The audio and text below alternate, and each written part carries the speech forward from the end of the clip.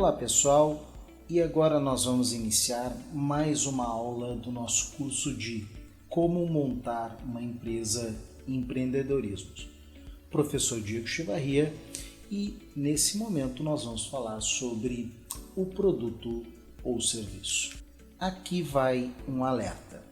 Em diversos momentos nós falamos que quando estamos tratando de empreendedorismo, trata-se, acima de tudo, da construção de uma solução para um problema socialmente construído. Trata-se da construção de uma organização. Trata-se da construção de uma empresa e não apenas de um produto ou serviço. Apesar deste alerta que está presente em diversos momentos do nosso curso, é importante colocar: uma empresa vai ofertar ao mercado um produto, um serviço ou, como nós vamos ver agora, um misto de ambos. Portanto, por mais que quando nós estejamos falando de empreendedorismo, estamos falando da construção de uma empresa, esta empresa precisa ter um produto ou serviço. Lembrando também que quando estamos falando em termos de produto ou serviço, é necessário que este produto ou serviço ele seja viável em termos de mercado e em termos de oferta. Ou seja, é necessário que existam clientes para aquele produto, que a empresa consiga acessar esses clientes e que a empresa consiga efetivamente ofertar este produto ou serviço. Então, são considerações que nós estamos colocando nesse momento na construção da concepção do produto ou serviço ofertado pela empresa. Em outros pontos desse curso, nós vamos falar um pouquinho sobre viabilidade e análise de mercado e vamos falar também sobre viabilidade e análise de oferta, notadamente quando estivermos falando sobre plano de produção. Nesse momento, nós vamos conceituar o nosso produto. E lembrando que estamos na fase do desenvolvimento da nossa oferta. Em termos do nosso Design Thinking, estamos na fase de desenvolver. Aqui estamos desenvolvendo a nossa solução que propomos para o problema socialmente construído que já identificamos. Portanto, se trata também de um momento criativo em que nós estamos tentando criar possibilidades de produtos que vão atender aos nossos clientes. Quando nós falamos em produto, estamos falando essencialmente em questões ligadas ao marketing da empresa. Estamos falando de questões ligadas às decisões da oferta de marketing. Portanto, ao discutir a questão de produto, nós vamos nos servir das ideias e conceitos desenvolvidos na área do marketing. Primeira questão importante para trazer, que quando falamos sobre produto em marketing, estamos tratando de uma oferta da empresa. Ou seja, é aquilo que a empresa propõe ao mercado e que busca satisfazer uma necessidade de um determinado cliente ou grupo de clientes. Quando estamos falando de necessidade, é importante também lembrar que um produto está ligado a um desejo, ou seja, é a forma como um cliente ou grupos de clientes desejam satisfazer um determinado tipo ou um grupo de necessidades. Também é importante que se fale que este produto ou serviço ele é, acima de tudo, um objeto de troca. a organização oferece ao mercado e o mercado paga, faz uma troca financeira para obter esse produto ou serviço. Normalmente essa troca se dá entre indivíduos e organizações ou entre organizações e organizações. Portanto, é algo que é objeto desse processo de troca, então deve ser entregue a este cliente ou grupo de clientes. E quando estamos falando de produto ou serviço, na realidade estamos lidando de um contínuo entre bens e serviços. De um lado eu tenho um grupo de bens puros, de outro lado um grupo de serviços puros. Um serviço se caracteriza por ser intangível. Não consigo pegar, eu não consigo manejar um serviço. Já um bem é tangível, por exemplo, um vestido. Esta transição entre algo que é intangível e algo que é tangível permite soluções em que é tanto tangível quanto intangível. Trago aqui alguns exemplos. Nós temos, por exemplo, um bem que é dependente de serviço, como é o caso do automóvel. Por que dependente de serviço? Porque todo carro precisa de manutenção. Todo carro vai precisar de um grupo de ações ao longo da sua vida útil que são tanto programadas quanto eventuais, mas que vão manter este bem operando. E essa manutenção se pode colocar inclusive em termos de abastecimento ou a energia que o carro necessita. Portanto, é um bem que depende de serviço e pode inclusive se transformar em algo que é claramente serviço, como as experiências que existem hoje com assinatura de carros. Por outro lado, eu posso ter serviços que dependem de bens, como por exemplo o serviço de transporte, que é claramente um serviço, mas depende de um bem, depende de um ônibus, de um trem, de um carro que vai fazer este serviço de transporte. Portanto, quando falamos de transporte e outros serviços, muitas vezes estamos falando de serviços que dependem de bens para serem desenvolvidos. Por fim, temos os híbridos entre bens e serviços, que são tanto bens quanto serviços. É o caso, por exemplo, de um jantar num restaurante. Um dos exemplos que eu gosto de lidar aqui é com Um dos exemplos que eu gosto de tratar é o da pizzaria. Eu vou numa pizzaria, eu peço uma pizza. Nesse momento se trata essencialmente de um serviço. O garçom me atende, sou bem atendido, tomo um chopp, como a minha pizza, mas eu pedi uma pizza grande e não consegui comer toda. Peço para embalar, levo para casa. Neste momento é claramente um bem. Portanto, normalmente quando tratamos de alimentação, estamos tratando de um híbrido entre bem e serviço. Isso traz diversas considerações, porque, por exemplo, quando nós falamos da avaliação do serviço, essa avaliação é muito mais complexa em termos da percepção do cliente. O cliente costuma avaliar um serviço muito mais pela sua percepção do que efetivamente por aquilo que ele recebeu.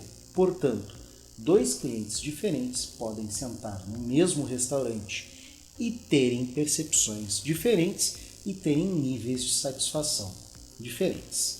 Bom, é necessário falar para vocês que não é fácil gerenciar satisfação de clientes. Muitas vezes o cliente reclama por algo e ele gostaria de falar outra coisa. Como material complementar desse curso, eu coloco uma escala que é bastante conhecida e utilizada para avaliação da satisfação do cliente, que se chama SERVQUAL. Essa escala pode ser adaptada a diversos tipos de serviço e ela trata dos diferentes dimensões da satisfação para os clientes. Olhem lá e se vocês quiserem medir a satisfação dos clientes de vocês com o serviço entregue, este é um bom caminho. Seguindo um pouco, nós vamos discutir a questão entre o que efetivamente o cliente quer e aquilo que ele efetivamente recebe. O que eu estou querendo falar é um tema levantado por Theodore Levitt em 1974 no seu famoso artigo Miopia de Marketing. O que Levitt nos diz? O cliente não quer comprar uma passagem aérea, ele quer comprar turismo. O cliente não quer comprar pasta de dente, ele quer comprar saúde, beleza e atratividade, dentes mais brancos. Por quê? Porque eu quero maior atratividade. Um cliente não quer comprar seguro, ele quer comprar controle do seu futuro. Um cliente não quer comprar um computador, ele quer diversão, ele quer trabalho e ele quer informação. Portanto, a empresa precisa compreender o que, afinal, o meu cliente quer comprar.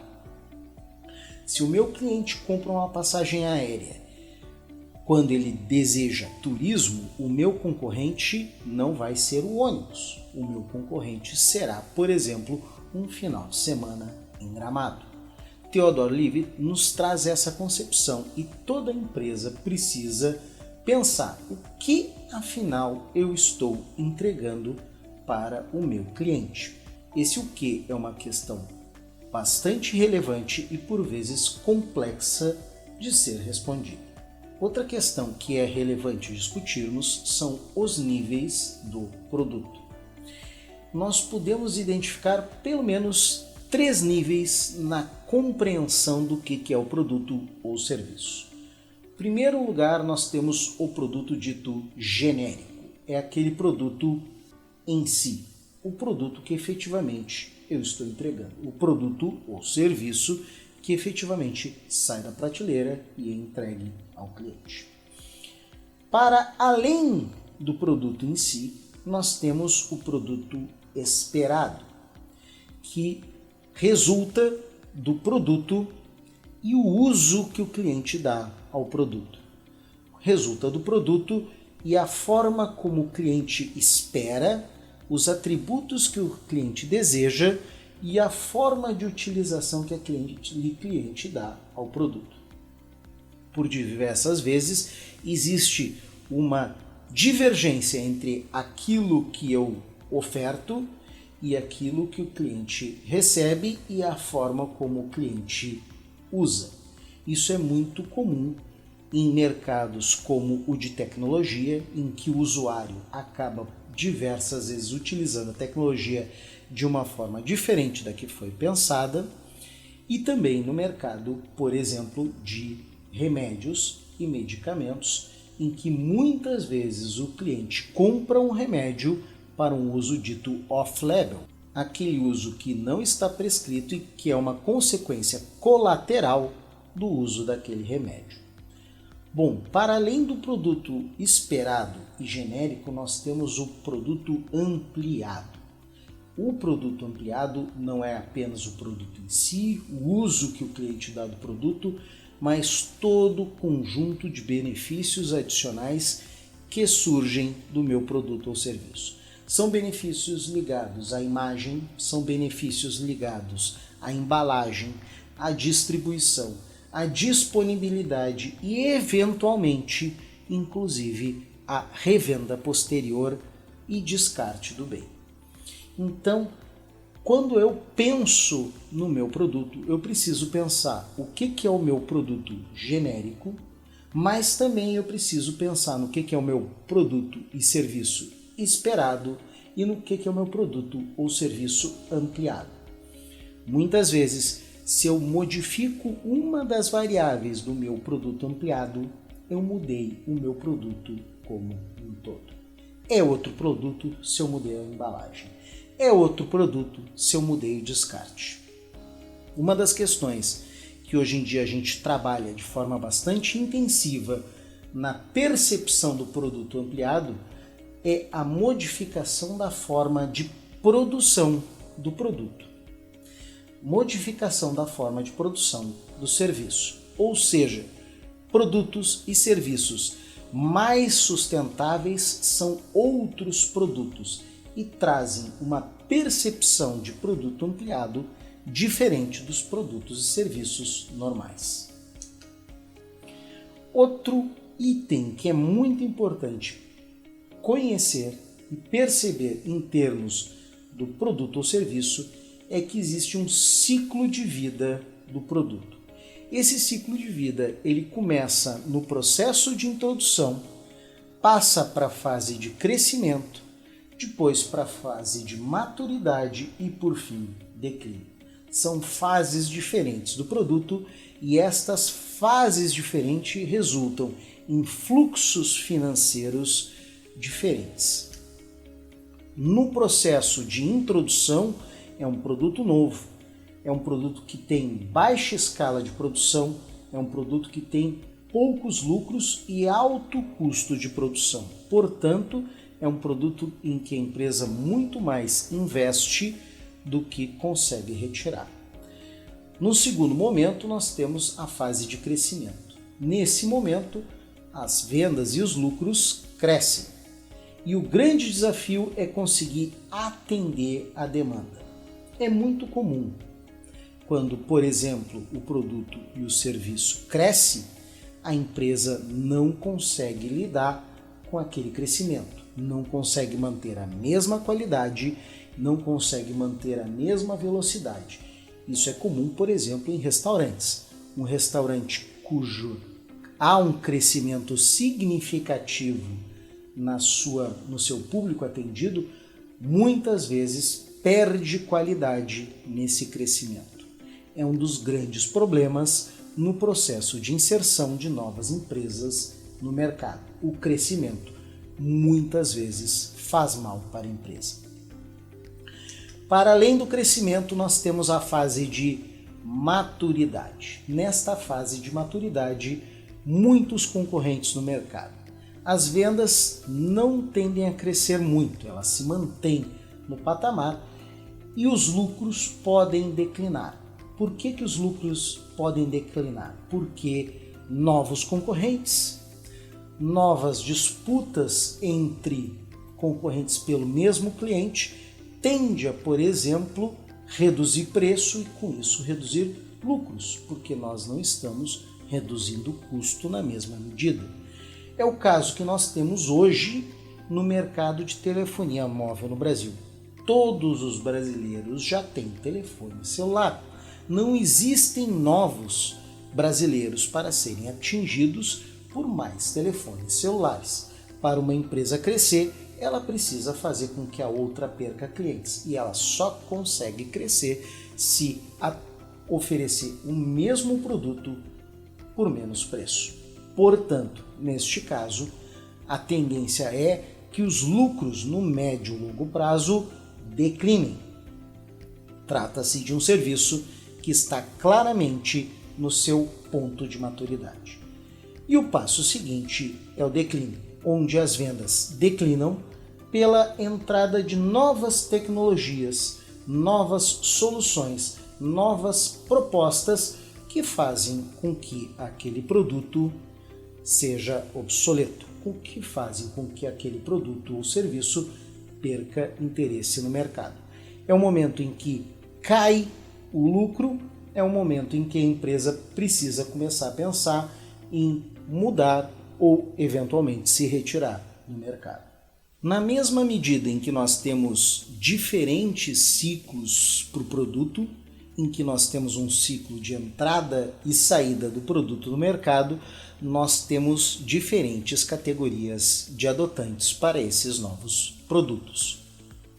Nós temos, de um lado, os entusiastas e visionários, que normalmente compõem alguma coisa como 2,5% e 13,5% do mercado, e, por outro lado, pessoas que adotam mais tardiamente o produto.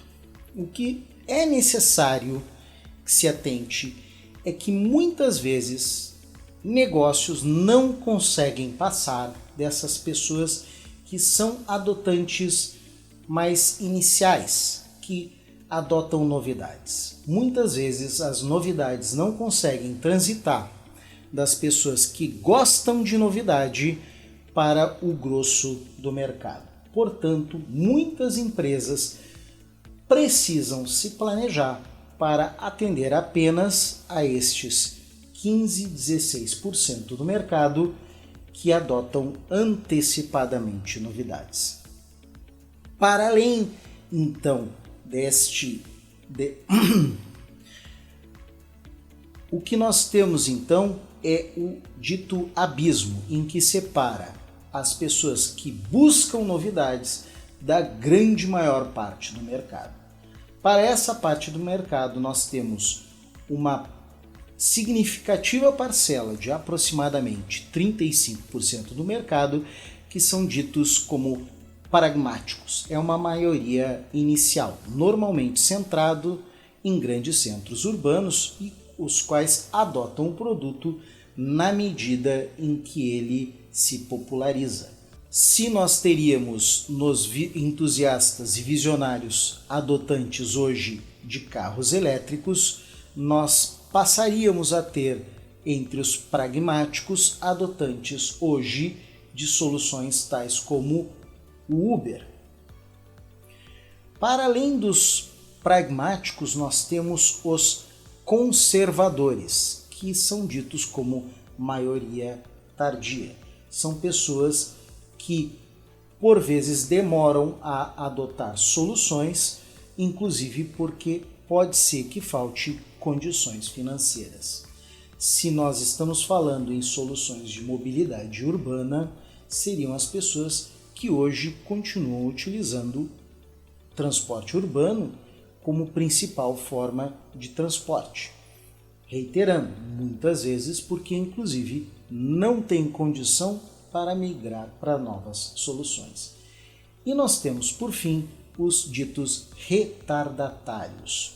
São pessoas conservadoras e que dificilmente irão adotar novas soluções. Aqui eu trago para vocês um senão. Diversas soluções se popularizam no mercado e elas se popularizam por trazer uma eficiência muito ampla. Por exemplo, nós temos o caso dos aplicativos de mensagem que nós utilizamos hoje em dia. Quase todos usam WhatsApp, quase todos usam aplicativos de mensagem. Uma das razões disso é que eles trazem uma eficiência no uso muito grande. Neste caso, a transição entre entusiastas, visionários, pragmáticos e conservadores, ela é muito rápida. É óbvio que sempre existem os retardatários que não gostam de usar nenhuma novidade. Tenho certeza que todos vocês conhecem alguém que não usa WhatsApp. Por fim, é interessante que nós discutamos aqui o que é um novo produto ou serviço. Em primeiro lugar, nós temos o produto ou serviço que é o novo para o mundo, aquele que não existe em lugar nenhum e que foi criado agora e que está naquele momento sendo realmente introduzido. São novidades muito amplas e que trazem consigo muitas dúvidas, via de regra trazem consigo também muitos riscos e possibilidades de novas adaptações. Eu já discuti para vocês em outros momentos a questão dos grandes erros históricos, dos equívocos históricos. E a coisa mais comum que existe é o equívoco histórico com produtos novos para o mundo. São questões que nós não temos claramente como discutir, porque muitas vezes modificam por inteiro o nosso parâmetro de análise. Para além desses produtos que são os novos para o mundo, nós temos diversos outros situações de novos produtos e serviços. Por exemplo, nós temos a possibilidade de novas categorias de produto. Por exemplo, se eu tenho uma bolacha água e sal, eu incluo a possibilidade de ter uma bolacha recheada. Aqui, óbvio, não vou entrar na discussão se é bolacha ou biscoito. O importante é o conceito de que eu posso criar novas categorias de produto, incluindo novas possibilidades nesse produto. Por que não uma bolacha recheada com 3 ou 4 camadas? Para além da criação de novas categorias de produto, nós podemos criar novas adições a linhas de produtos. Se nós estamos falando de uma linha láctea, nós podemos falar sobre um leite com adição de ferro, um leite com redução de açúcares, um leite com redução de lactose, um leite com inclusão de fibras. São todas novas possibilidades que se trata, acima de tudo, de uma adição a uma linha de produtos que já existe. Uma outra forma de eu ter um novo produto é a melhoria em um produto que já existe. É a questão, por exemplo, de um iPhone 10, iPhone 11, iPhone 12, iPhone 13 e iPhone 14. São melhorias em produtos que já existem. São amplificações, pequenas modificações, inclusive atualizações que fazem com que tenhamos uma novidade, um novo produto. Por fim, uma das criações de novos produtos que eu mais acho interessante, o reposicionamento. Aqui trago duas histórias de reposicionamento. A mais conhecida reposicionamento que nós temos no Brasil é a da Havaianas. Havaianas, para os mais antigos, vocês se lembram qual era o slogan? Havaianas não solta as tiras e não tem cheiro. Em um determinado momento, a Havaianas, que era uma sandália ligada ao trabalhador, notadamente o trabalhador rural, passou a ser um objeto de uso diário e inclusive um objeto de uso de classe média e classe alta. Nesse momento, Havaianas todo mundo usa. Esse processo de reposicionamento trouxe pequenas alterações no produto que inclusive foram muito mais cosméticas do que em termos da tectônica do que é o produto, mas fez com que se ampliasse a base de uso do produto em grande volume. Um outro reposicionamento que eu posso citar no mercado brasileiro foi o do Santana. O Santana inicialmente foi vendido no Brasil como um carro executivo, um carro de grande porte, um carro caro, de qualidade e que era para a pessoa que desejava demonstrar sucesso. À medida em que o produto entrava em sua maturidade, o carro foi reposicionado para ser um carro de família, um carro familiar. Era um carro grande, com porta-malas grande e, portanto, permitia a uma família uma viagem confortável. À medida em que o produto envelhecia enquanto solução e que o Santana ia se caracterizando já como um produto relativamente obsoleto, o carro foi reposicionado para ser o carro do taxista. Por que um carro do taxista? Porque ele era barato, confiável e ele tinha um porte grande, portanto, permitia levar bastante carga e pessoas de forma confortável. Portanto, com isso se deu uma sobrevida a um produto que no início tratava-se de um produto de alto valor agregado por trazer inovação e no final tratava-se de um produto de alto valor agregado por trazer baixo custo e confiabilidade. Portanto, reposicionamento é uma forma muito interessante de permitir novas soluções para um produto. Aqui eu quero alertar para vocês também que todos esses conceitos, desde o produto novo para o mundo, quanto novas categorias de produto, adições a linhas de produto, melhorias em produto e reposicionamentos, valem quando nós estamos falando de mercados em específico. Ou seja, se existe um produto que está no mercado norte-americano, mas não existe no mercado brasileiro, a sua inserção no mercado brasileiro deve ser entendida como um produto novo para o mundo. E aqui, pessoal, eu vou concluindo essa fala rápida sobre, afinal, o que é o produto.